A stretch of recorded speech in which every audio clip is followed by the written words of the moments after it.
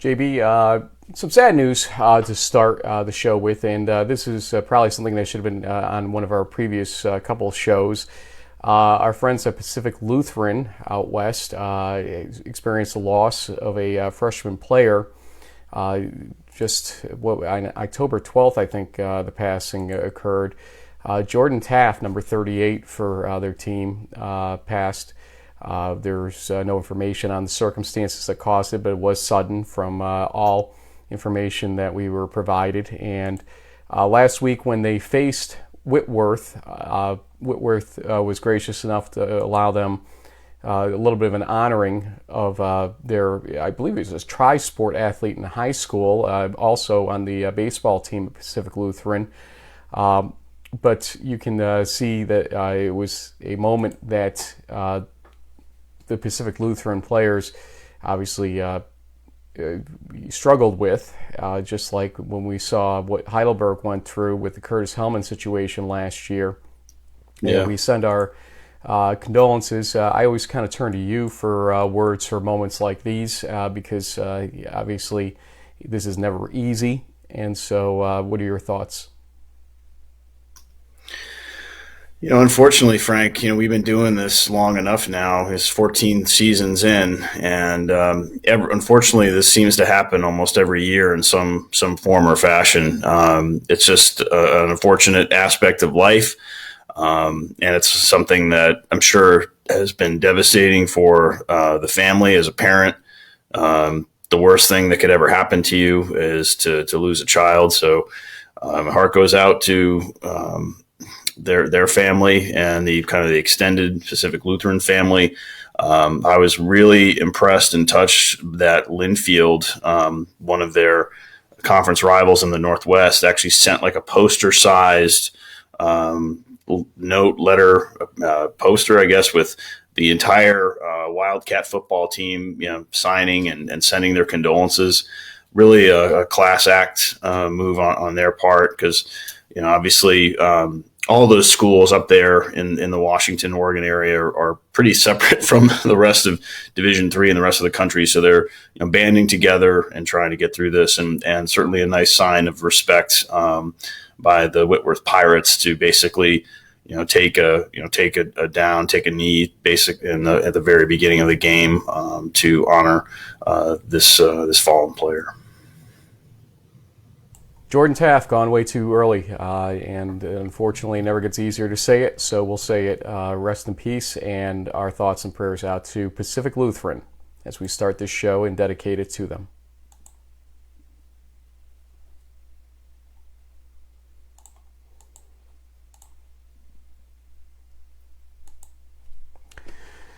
Okay, we do have to talk football, despite that start. And boy, yep. I just hate that we have to go through that. I mean, there's 25,000 football players in Division III, give or take, and it seems like every year, the odds are against death at that age, and yet it happens every year, every season. We have it in the spring, have it in the fall. So again, our condolences.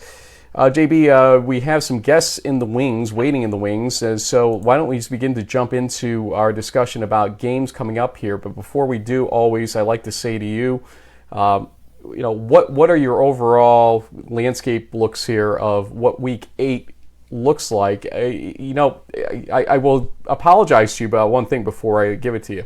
You said it was kind of a lighter, thinner week. Now, our guests may disagree with that because they've got a huge game coming up. Well, and there's a couple other games on here that I think are pretty darn big too. But, yeah, Week 8 is surprisingly a little thin in terms of national action. And I kind of wonder why that is. This seems like that point in the season where it should be kind of a bigger, I think, crescendo of things going on. Yeah, well, at the end of the day, Week 8 is the thick of the conference races, and in every conference, if there's 6, 7, in some cases 10 teams, there's going to be a round robin where some of the top teams are going to be playing some of the teams that are going to likely end up in the bottom, and you still got to go through those games and keep winning if you're in a contention playoff mode. But yeah, when I think the nice thing, Frank, is that certain games, like the one we're going to talk about, for instance, in the CCC between Salve and Endicott, that normally on any given weekend may or may not have a national audience. Obviously the respective fans of the alumni of the teams will be into it, but this is actually one of the top 10 best games in the country now, and so I think that's pretty cool. So maybe out of 100 something D3 games, some weekends we have bigger marquee matchups, but hey, this weekend little less is more. Time out for a second.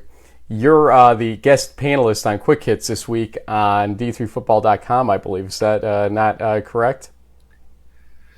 I was asked by our friend Greg Thomas if I would like to throw some picks out there, and so yeah, you'll see me with I don't even know what headshot they have, but hopefully it's a good one.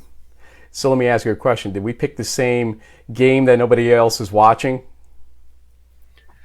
The way you're acting, I'm thinking maybe yes, we did. Well, I guess somebody else is watching it, and it's ironic that the two guys on the same podcast may have picked the same game. We'll see in a little while. When we didn't talk about it. To be fair, we did not. No, no, we did not. No discussion about that. So it's kind of ironic, if that's the case. But yeah, let's go through our key Week 8 games here, and first. A game that was definitely on the list of possible games for me to attend was Catholic versus Merchant Marine, but going to Merchant Marine 2 weeks in a row would probably create a national outcry that Frank is basically in the bag over at Merchant Marine. And yes, they did give me a t-shirt, so Ray Martell maybe joining Jaden Daly. So we thought that there might be a little oversaturation with that game. It is a huge game, don't get us wrong. Catholic and Merchant Marine are both shooting for that NUMAC title right now, and Merchant Marine's gauntlet run begins with Catholic and then Springfield next week before a bye, and then the Secretary's Cup game to end the season. Endicott versus Salve Regina. I think we'll talk more about this game in a few minutes, actually. And Dean versus Anna Maria. Dean, who has been kind of an ECFC class team over the last couple of years, I guess. Couple seasons, yep. And Anna Maria, which is not. Anna Maria's been kind of the dog that gets kicked every season, it seems like, despite all the assumptions and whatnot. Well, not this year. 4 wins, I believe, at this point, which is a program record. 4 in a row. Yep. So Coach Dan Maroney has something great going there. A new father, don't forget, coming into this season, and apparently fatherhood has inspired him just a little bit. So as we turn our attention here to our guests, so was this the game you picked as the game that nobody else is watching? Yeah. Well, yeah. Well. Let's bring in our guests. And at least we are. Yeah, let's let them tell us if we should be watching this game. I think they think we should be, and I'll be attending this game. We've got Pete Noonan and Elian Telford, the senior offensive tackles for Salve Regina, although I believe, is it Pete that's the graduate student technically in the roster? So he's the old guy over there. JB knows how you feel because he's the old guy in our show. As the Seahawks host CCC leading Endicott on Saturday. Guys, thanks for joining us. And Pete, let's start with you. The older, age before beauty, I think is the way we'll handle this one. So, Pete, this season's been topsy-turvy for Salve after that start with the winning streak that you guys had. You ran into a buzzsaw versus Western New England and then seemed to be bouncing back. So sort of take us through here the game flow of the season so far. What happened that you ran into kind of the freight train, and how did you guys pick things back up?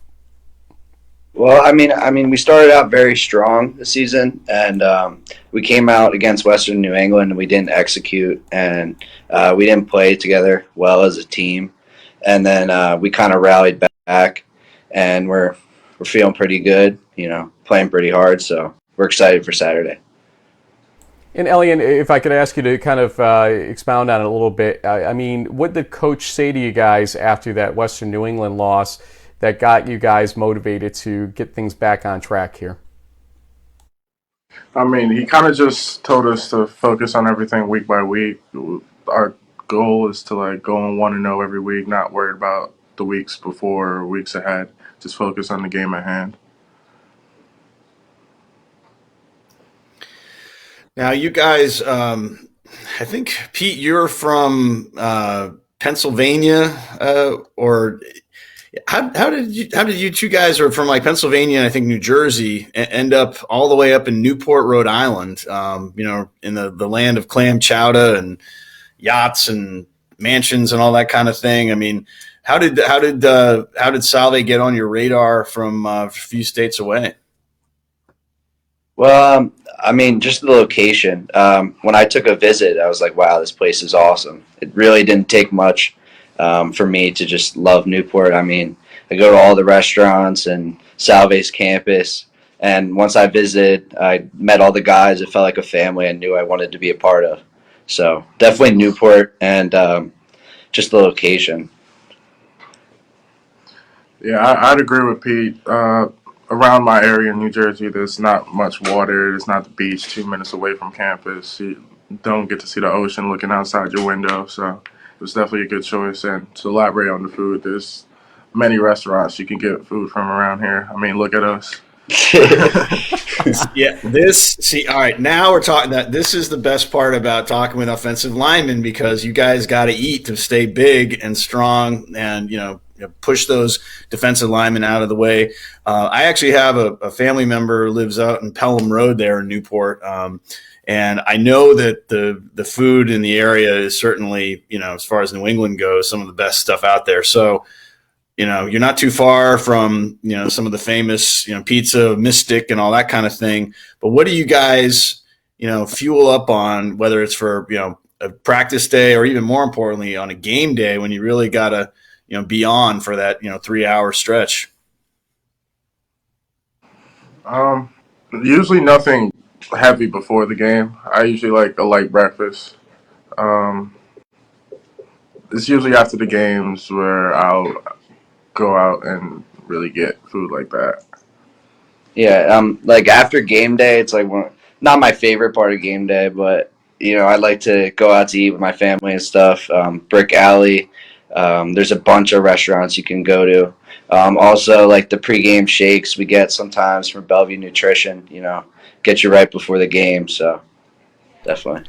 Okay, just to extend on this, I'm coming in probably I'm leaving New York City around 6 in the morning tomorrow, and JB, I'll be a little tired tomorrow, so forgive me if I don't return all your calls.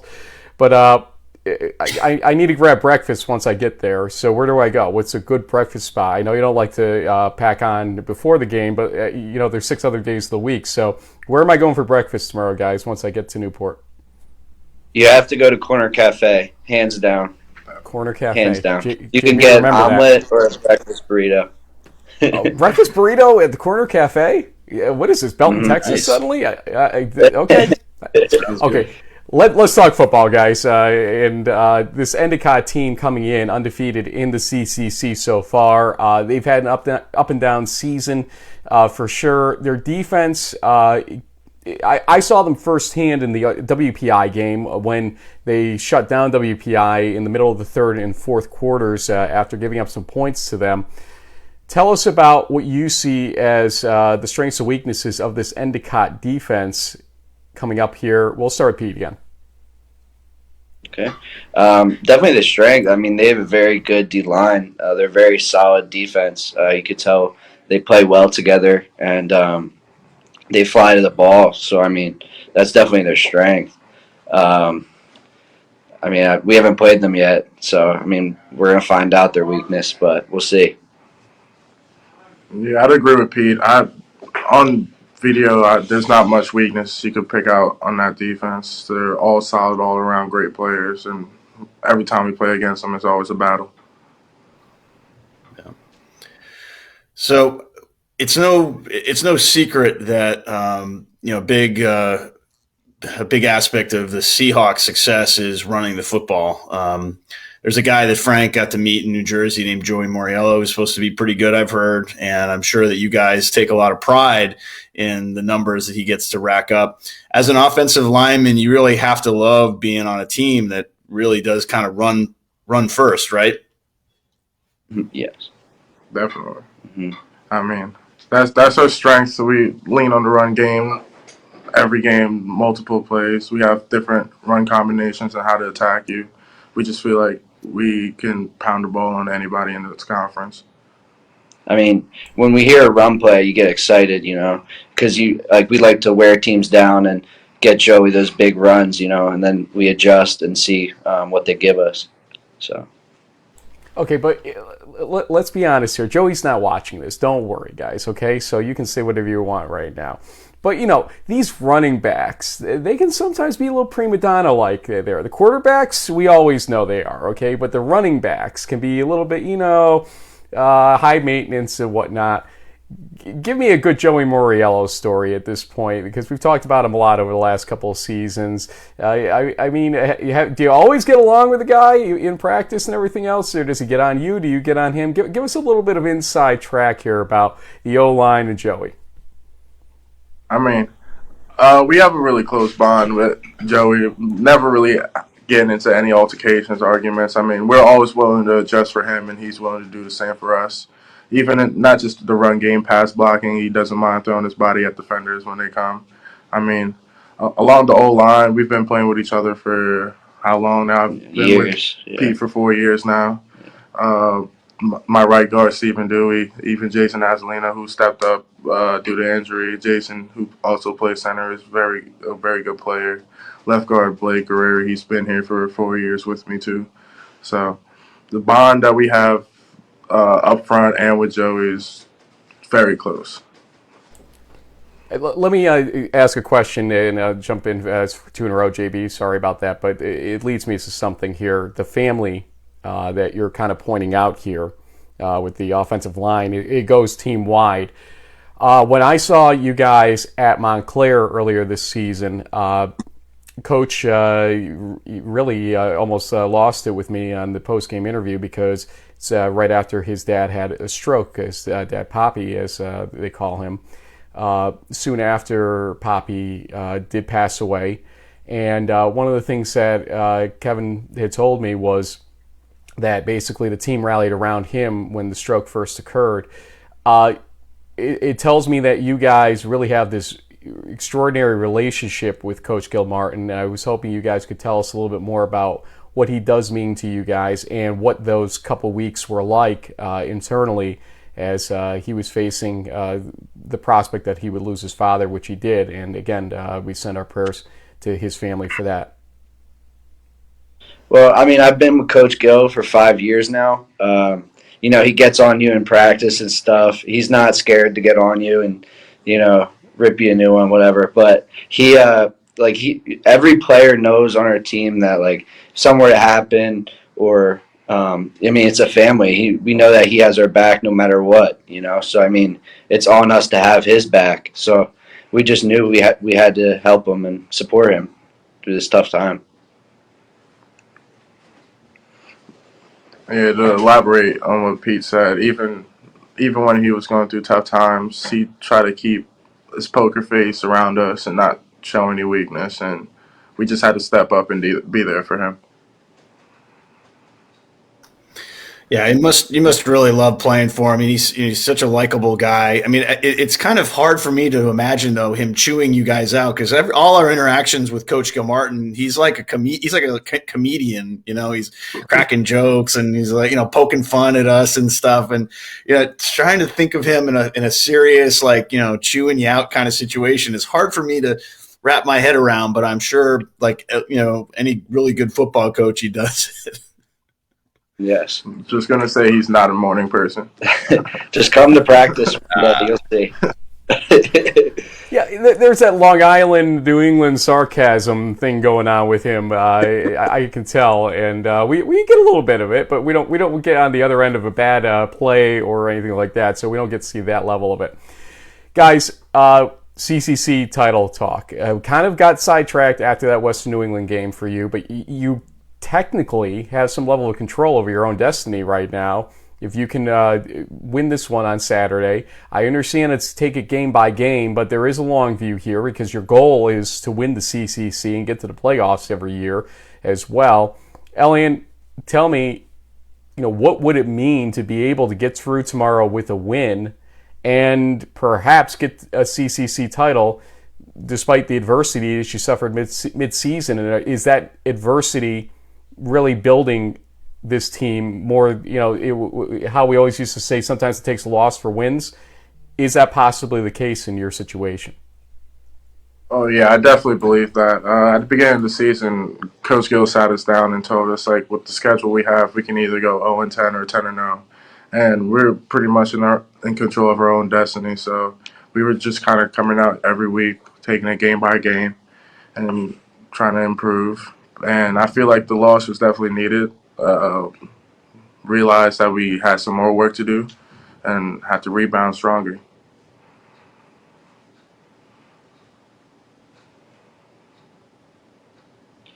Yeah, well, guys, I'd say. Go ahead.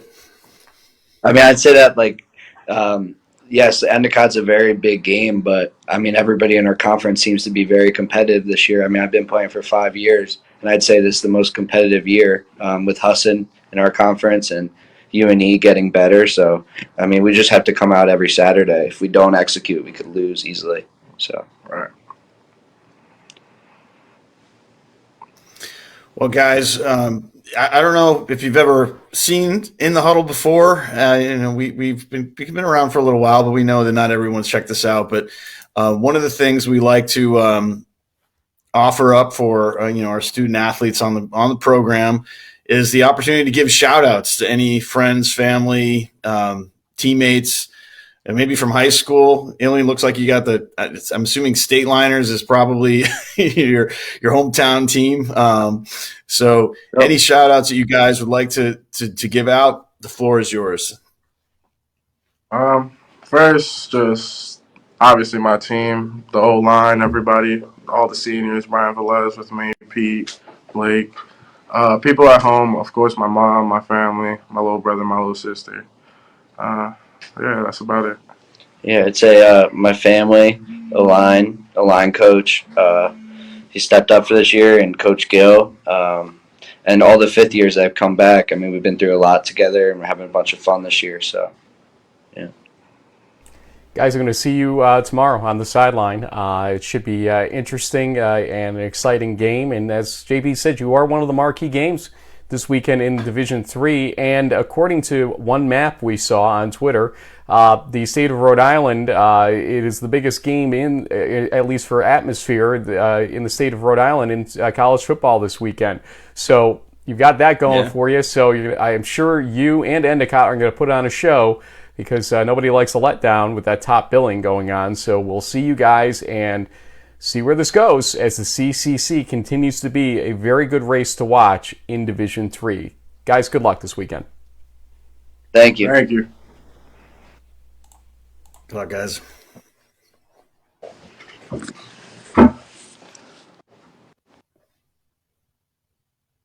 Can't hear you, Frank. That's the beauty of doing this live. Gotta click the I killed button. the wrong microphone. So there it is. We appreciate them joining us, I was saying, and we want to thank Kevin Gilmartin for helping us organize that on short notice last night. Yep. And they did a terrific job. So, Coach, thanks, and good luck to him as well. Like I said, we'll see them on the sideline tomorrow. JB, I'm going to let you continue here. We've gone through the games to watch in Region 1. Keep going, my friend, through 2, 3, and whatever else you want to do at this point as we kind of get ready for the next phase of the show, which you know what it is. Yeah, I'm going to bounce around a little bit, Frank, because I think, aside from Endicott, Salve Regina, a couple of the two other biggest games of the weekend are probably in Region 3 with Westminster taking on Washington and Jefferson. It's a rematch of the PAC Spring Championship game that we covered back in April or whenever that happened. It was a 27-20 win for the Titans this season. Seems like the Presidents are in control. They're undefeated, nationally ranked. Westminster had that kind of a surprising trip up against Carnegie Mellon 2 weeks ago. This is pretty much an elimination game for Westminster. They need to win to keep their title and playoff hopes alive. Should be a huge game there in Pennsylvania.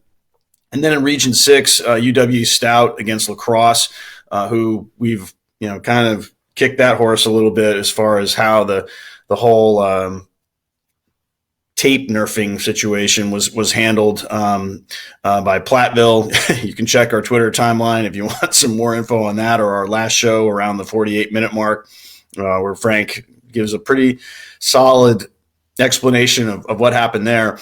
And then even if you're a real diehard, want to stay up a little bit late on Saturday night, Chapman versus Redlands should be a good game. One of those two teams is probably going to win the SCIAC and end up going to the playoffs, probably getting flown to either Linfield or Mary Hardin Baylor. But still, those games are always great between those two schools.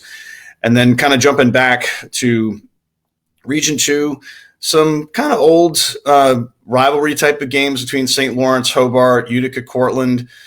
Kane versus Salisbury is interesting in the sense that who knew the Cougars were coming into this game, undefeated in the NJAC. So this is actually a playoff implication related game. I mean, Salisbury is going to be heavily favored on one hand, but they only beat Rowan by 17 points last weekend. It's not out of the blue that Kane, the way they're scoring on special teams and some of the other stuff they're doing to make this an interesting kind of must-see type of game.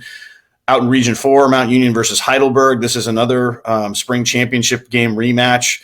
And then Adrian versus Hope was a nice pick by you, Frank, because that's a game that will definitely have some playoff implications as well. Hope's trying to stay unbeaten in the MIAA. Adrian played spoiler to Albion last weekend. Can they do it again? And then finally, in Region 5, Ripon versus Chicago. Might be more of a pride rankings kind of a thing. Both are one-loss teams in the Midwest Conference, but Chicago has looked great all season, except for that one little trip up they had in the 3-point loss to Monmouth. We'll have to see if this game is a little more competitive than the last one that Ripon played in against the Foresters.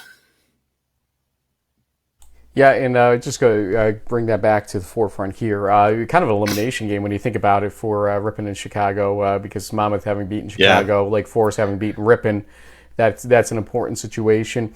I realized I forgot one, Frank. I do see it down here at the bottom. Belhaven versus Howard Payne. Yep. Belhaven's offensive line was named to the D3Football.com kind of team of the week. They have been creating some big holes and doing a great job there. Howard Payne is a team that's looking for some national recognition, knocking on the on the Twitter door saying, "Hey guys, why aren't we in your top 25? Why are we in your top 10?" The Jackets need to keep winning games, and they almost lost to Southwestern last weekend. They cannot take the Blazers lightly. This could be an upset special potentially if you're looking for one. Now, JB, I've got a little complaint here. First off, we got to get you to lower your chair a little bit because you're just bleeding into our set right now. But watch this magic, folks. Watch JB get shorter before your eyes. His hair even got shorter today somehow. But whenever you gain games on me, I'm the first one to hear about it via text, and you tell me what the numbers are and how I'm 8 games behind. I think last week I haven't heard peep from you this week, so I'm thinking I had a good week last week. I don't keep track the way you do, so up there you did have question marks. You did have a good week, Frank. So you had a 9-4 weekend. You successfully picked Merchant Marine, Endicott, Susquehanna, Hardin Simmons, Ferrum, GCU, Lake Forest, Whitewater, and Chapman. So that brings your record up to 45-27, I believe. That's pretty good. I don't mind that. On my man. Okay. What was your week like? You whiffed on SUNY, Hopkins, which we both whiffed on, RPI, and Utica. Which, in retrospect, I may have to go back to the videotape because I'm surprised those I'm surprised that we didn't hear more from Coach Potter, that if you picked against Brockport, it just, he wouldn't have let that slide. Maybe that was a typo on my part. But alas, Frank, I went 10-3. So I whiffed on Hopkins, Shenandoah, and Cal Lutheran, but I got Merchant Marine, Gallaudet, Endicott, Susquehanna, Hobart, Brockport, Hardin-Simmons, John Carroll, Lake Forest, and Whitewater. So I'm up to 54-18.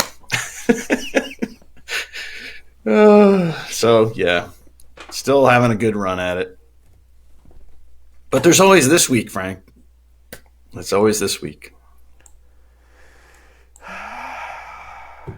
What the hell is 54 over 72, for that matter? You're batting 75%. Probably at 60-something. 75? 75? Wow. Maybe it's a good thing that I am in quick hits. Maybe we'll see if any of my predictions are good enough to... Okay, here we go. I really don't want to talk about this any longer. Jerk. You set me up for that so bad, too. It's been that kind of day today. Okay, you know how it works. You start, I go next. We snake it throughout. We've got, I think, 13 games up for this week at this point. 11 minutes on the clock. William Tell will take us throughout, and the clock starts when I say the first game. Region 1, Dean at Anna Maria in the ECFC. Hit it. Amcats, this is their year. I think Jack Mulroney is the lucky charm for the Cats this season, and so they will win their 5th straight, finally getting one over on the Dean Bulldogs in a more of a shootout type of game, Frank. I think this is going to come down to like a 45-35 type of score. Ring the bell, ring the bell, ring the bell. Anna Maria. Yeah, the Amcats, I agree with you on this one. We'll win the game. Did you give a score? 45-35. Thank you. I wasn't sure if you said it. 35-30 is actually where I'll go with it. Anna Maria winning the game. Endicott at Salve Regina. No, boy.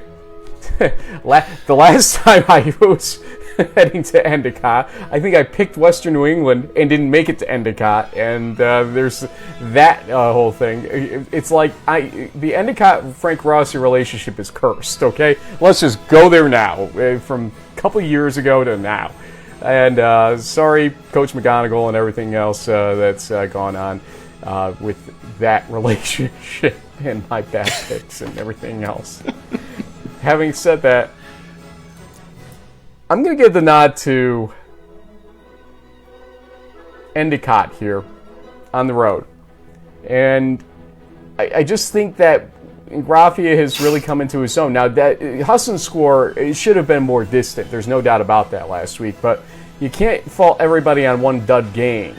And it's still a win, so it wasn't like they lost it. So I'm going to say Endicott wins this game in what becomes a lower scoring game than what Salve probably would want here, and that's why I think this happens. 24-20.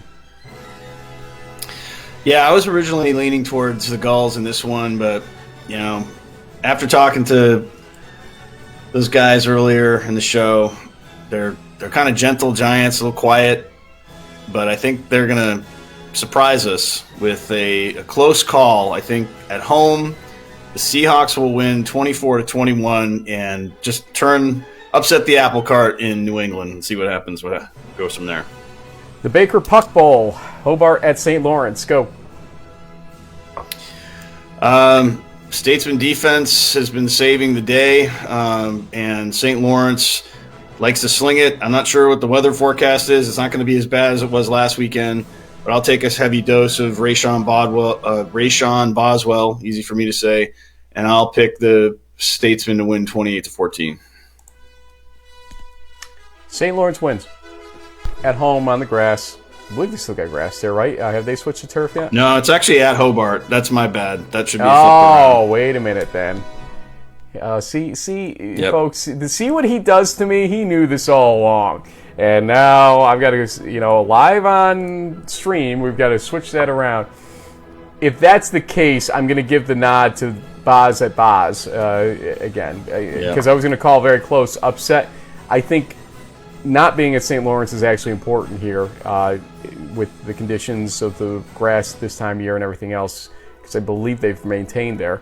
Hobart wins this 27-21. It's still going to be a close game, I think. Puck's got a decent team, and Tyler Groshot is a good quarterback. Let's not kid ourselves here. Also, Region 2, Utica to Cortland. I just don't think Utica's got the muscle here to beat Cortland. I think it could be a good game. And it just seems like the Utica story all season against Union and against Brockport, they fall down by 2 touchdowns early and then try to claw back into a game and just never can get there. I would love to see what happens if they start hot in a game like this and the other team has to play catch up. Utica wins this game. Utica. Cortland wins this game. 31-20. Well, I'm going to go with the home team because last week, and since here you go, Coach. Brockport won against Utica in a tough, hard-fought game. I think Red Dragons have been just holding court, doing a great job. So I'll take the Dragons to pull away late. Say they win it 35-21. Frank, how can you mess with St. Lawrence like that, according to the coach that you just referred to? I didn't try to. This was him. He set me up. Come on, Potter. Utica Cortland we just did. How about Kane at Salisbury? That's yours, go. Yeah, I think I said they're the heavy favorites, so I'll stick with that. But I think Kane might have some surprises up their sleeve, so it might be a little closer than people think. I'll say Gulls pull away late, 31-14. Sherwood can't be happy about Salisbury not getting distance between teams, and it's not been exactly a walk in the park all season. This has been an interesting, tough scenario for them. Tougher than it should be, at least, on the scoreboard. I think this is the game where they finally turn that corner and become playoff mode, Salisbury. So I'm going to give them the win, 42-17. Belhaven and Howard Payne in Region 3. A tough one, I'll tell you. Kind of who's going to give here in terms of Belhaven's defense or Howard Payne's offense. I'm going to go with Belhaven. There's some things I did not like from that game last week versus Southwestern for Howard Payne, and I watched a little bit of that video to the point that they didn't nerf some of it because we lost the first touchdown, for instance, so we couldn't even use it. So I'm going to say Belhaven gets this one in a lower scoring game, and that's the key here. You got to keep the score down if you're Belhaven, no doubt here. 2017. We've been agreeing on too much stuff for these picks, so I'll go with the home team, Howard Payne. I actually really like Belhaven in this one. I think they could pull it off. But I'll do Howard Payne, and I think you're right. Probably more of a lower scoring game. It's like 27-21, but it wouldn't surprise me if the Blazers won this one. Westminster at W&J, possibly the game of the week in Division 3 as far as I'm concerned. Go. Wow. I guess I'll stick with the home team. It feels like this might be the president's year. The Titans, man, I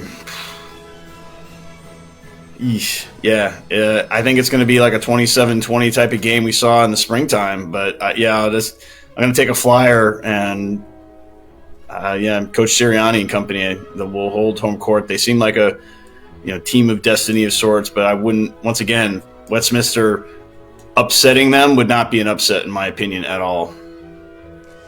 Let me read you what I wrote for quick hits today, if I can get it on my screen. There it is. Actually, yesterday I wrote it, but today I submitted it again. And the answer was number 11, W&J, for the top 25 team that's most likely to be upset. It really depends on which Westminster team shows up.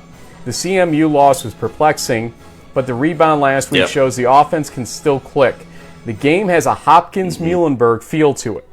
And that's an allusion to Hopkins having not played necessarily the challenge games coming into it, and Muhlenberg getting better as the season went on, and that Waynesburg score was pretty eye-popping on the part of Westminster last week after that CMU loss. That's kind of their Ursinus moment, that CMU game, though CMU's probably better than Ursinus, let's not kid ourselves. So I'm going to give Westminster the edge here, 31-30 in a very close game. Mount Union and Heidelberg in Region 4. This will be closer than the spring game, but it's going to still be a rout, I think, overall. Mount Union wins the game 42-14.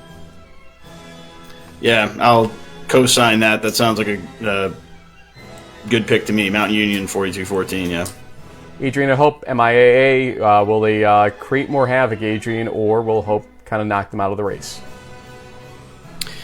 Well, Hope does wear orange uniforms like my certain alma mater, so I'll just use that as my excuse to pick them. I think it's going to be a close game, though, but Hope will hang on to win 35-31. I just don't think Hope's been tested enough here, and I think Adrian's test was that Albion game. I'm going to give it to Adrian, actually. Picking too many road teams, so for these upsets, that kind of bothers me. That's worked pretty good for me last week. So, bite this me, might be my worst week yet. Bite me, okay? Just bite me right now. Adrian wins the game 27-24. Ripping at Chicago. Chicago seems to be the better of the teams here after seeing what Lake Forest did to Ripon. And at home, I don't think Chicago's being beaten in this one.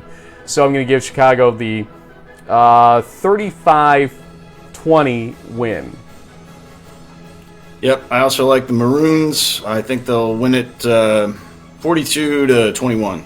Region 6, Stout at La Crosse.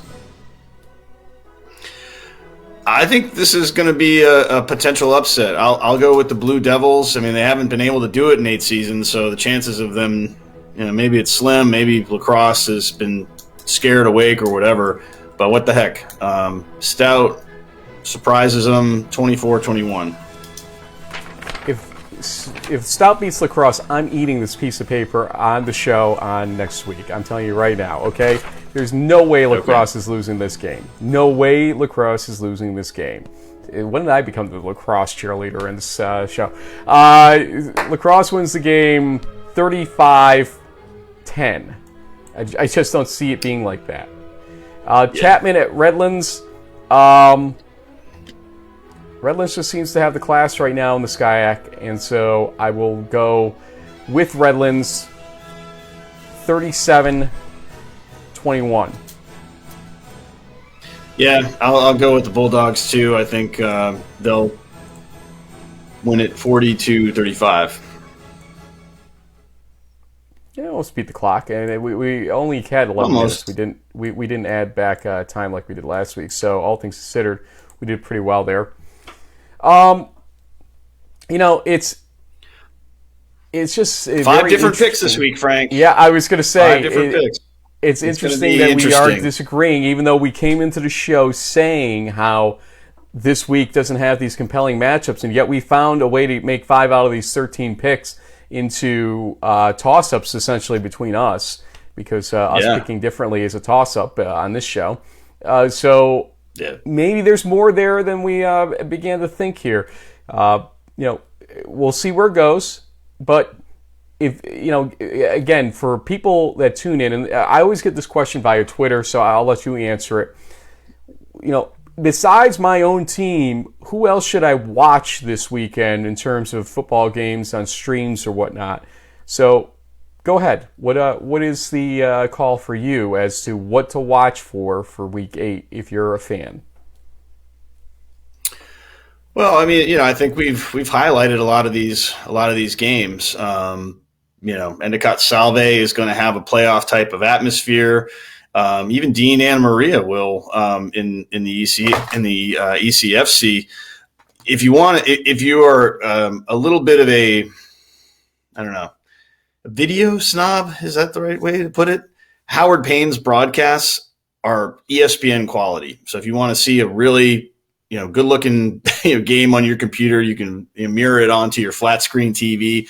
That game is going to look like an FBS style broadcast. They just do it a little bigger down in Texas, and that should be a really good looking game, and one that I think that the Blazers could potentially pull off. Obviously, out in Wisconsin, the Stout lacrosse game I think might be closer than you do. I don't know. It's just that the lacrosse Platteville game just gave me a little pause, and I figured, wait, why not? But then I saw that Stout hadn't won in 8 or 9 tries. I'm like, well, Flyer. So, okay, I've taught you some of the, kids lingo these days. Nerf, for instance, which we've utilized a number of times for the video situation, which is essentially disabling, is the definition of Nerf.